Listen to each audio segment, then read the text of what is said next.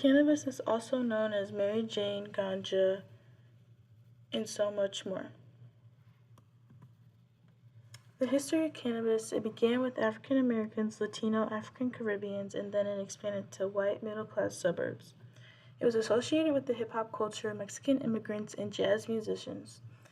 Their subculture, emerged after the Marijuana Tax Act in 1937, and it began in New York City. It was a drug under scrutiny, and then Harry Anslinger was the Federal Bureau of Narcotics Commissioner in 1930. The social correlates of cannabis for the demographic, we have the socioeconomic status, which involves the low-income broken homes, whether it be sexual or physical abuse in the broken homes. Gender-wise, males are more likely to use drugs recreationally than females. They also begin their drug-using careers earlier than women, and both women and men started from curiosity or peer pressure. But women said that they are much more likely to be drawn into continued drug use because of their reliance on a man.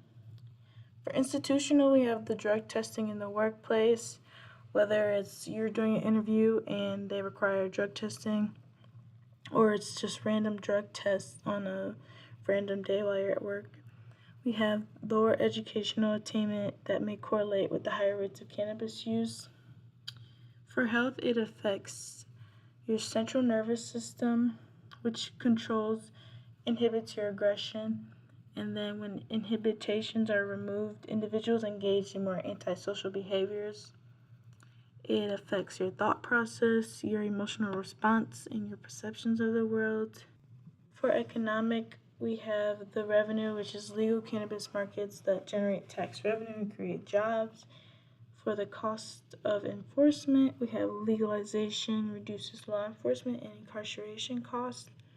On the cultural side, some cultures look at smoking cannabis as something that is terrible. They don't want you to ever do it. They just don't. It's not anything that they believe in. But for others, it is praised. It's you do you. They don't see anything wrong with it. As it relates to the criminal side, cannabis possession is a leading cause of drug arrest.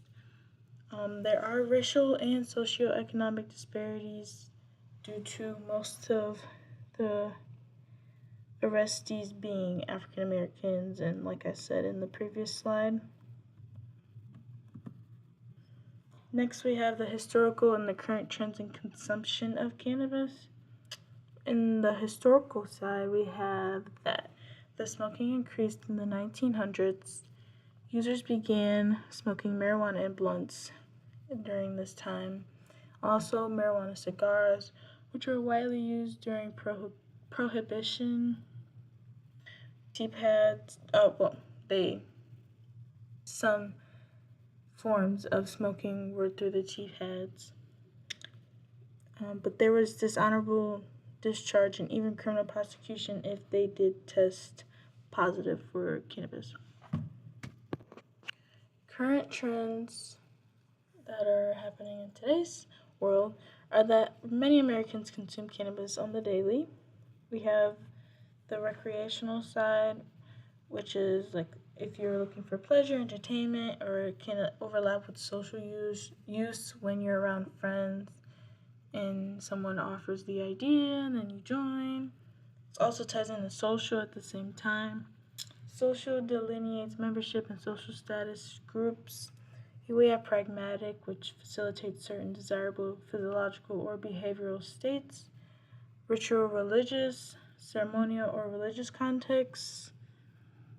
Dietary, which is nutritional reasons. Most of the illicit drug use reported by high school students is marijuana.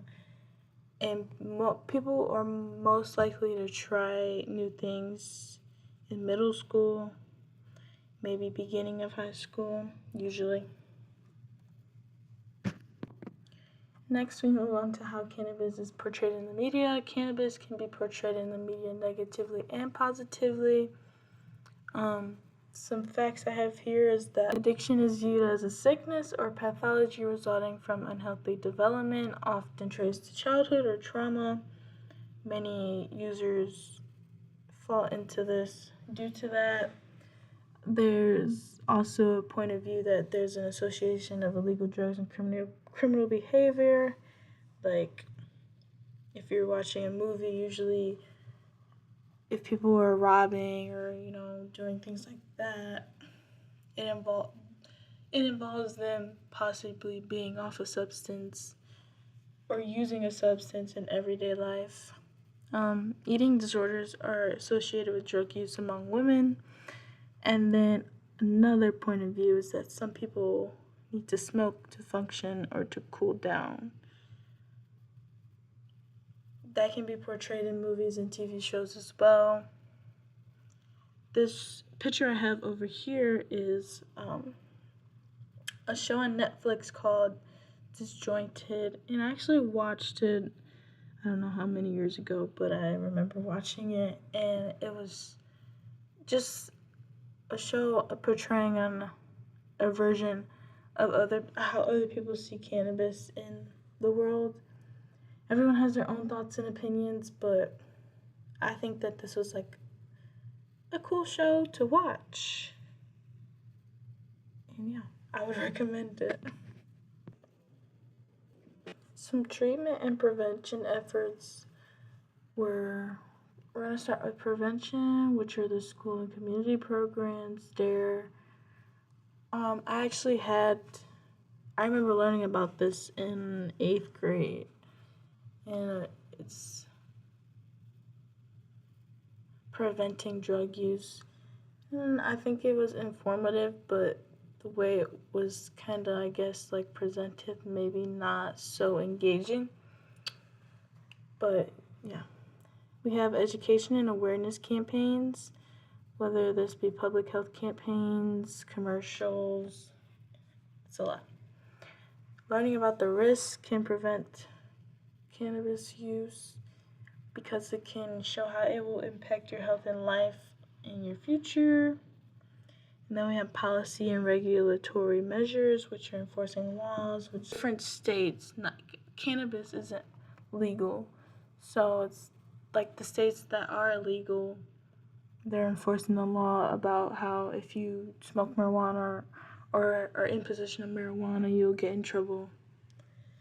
And then to our treatment side, we have support groups and peer support. We have MA like AA, where you can go and talk to people who are in the same position as you. We have the lifestyle changes, which you can change your diet, your hobbies, your interests, the things that take your mind off that and can bring you joy or happiness and not be in the form of a substance. We have professional help and inpatient/outpatient programs, which is like therapy is an example, where you can talk to somebody one-on-one and they really help you out and ask you the right questions to kind of let you think about certain things. And then we have our technology-assisted treatment. My example is mobile apps. Like, for example, you download an app that shows you how long you've been going without this substance, and that can encourage you and motivate you to keep going and do better.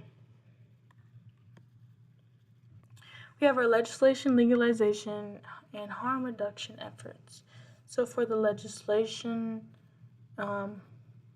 historically, it required practitioners and drug manufacturers to register with the government, which imposed a small tax, and it was unlawful to sell, barter, or give unless it was written. But the true intent was to ensure anyone who bought black market drugs was in violation of the law, so they could get caught.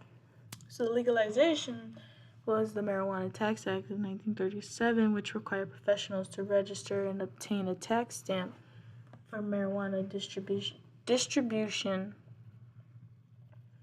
This required professionals to administer in the course of their professional practice, and it effectively banned possession and the sale of marijuana products. The harm is the war on drugs, which brought a lot of attention towards low-income minorities. And some more consequences of the legislation was the rise of prescription drug industry, and then the emergence of those drug and crime subcultures. Before that act, we had the medical addicts, whites, middle-class females, and then after we had street criminals, inner city, and minority males. Some different ways to use cannabis are smoking, whether it's just a weed pen, also known as a cart, you have a bong, you have a blunt, a wood, paper, or joint. These are different names for how you can smoke cannabis. You can also use it with food, whether this is cooking or baking with it, and these are, you can make edibles. And then you have the medicinal, which are like oils and creams, whether you have a humidifier and you use some cannabis oil or THC oil. Yeah. And this is where I got information from, and then the pictures I also used. And that is it. Thank you for listening.